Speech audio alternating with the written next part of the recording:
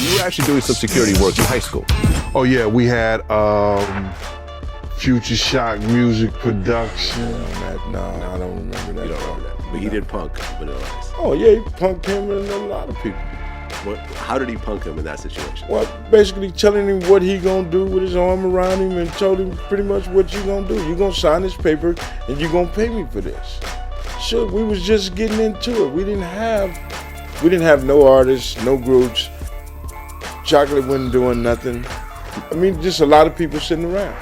You know, people from Texas. Well, I guess originally it was Future Shock Records, right? No. Because DOC was involved. Well, that's DOC shit. When DOC came, Suge started pulling them.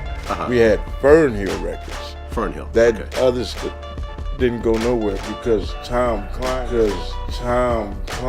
Really good. There was a storyline in there where Suge Knight goes into your office and says you're not showing enough respect. I think he said.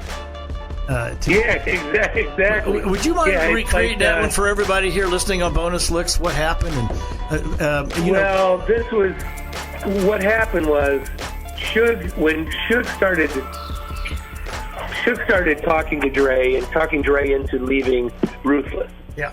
But Dre was making so much money. Dre always had the same cars, the Easy BMWs. He always lived in the same kind of mansion that Easy had. Dre was being treated very well, but he got kind of greedy, and he wanted to be part owner of the company. Okay. But Easy owned the company. Okay. So Suge started gangstering us. He started coming with his Bloods.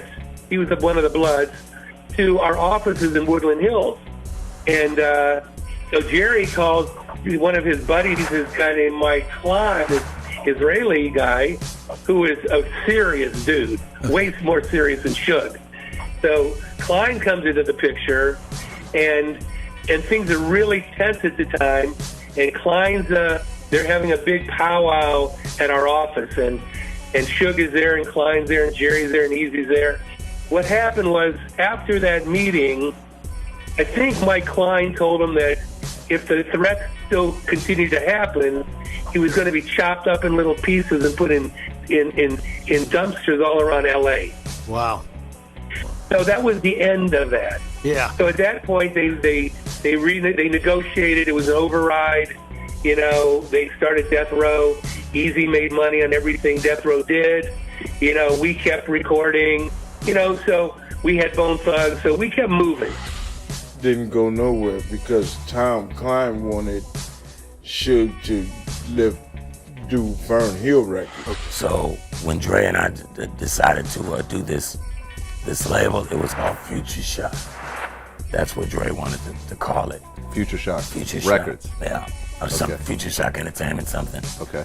And so, like that's taken from Herbie Hancock. Herbie Hancock had an album called Future Shock or a song called Future Shock. Hey, Dre's the music guy. You know, came much later when Future Shock began its transformation into Death Row.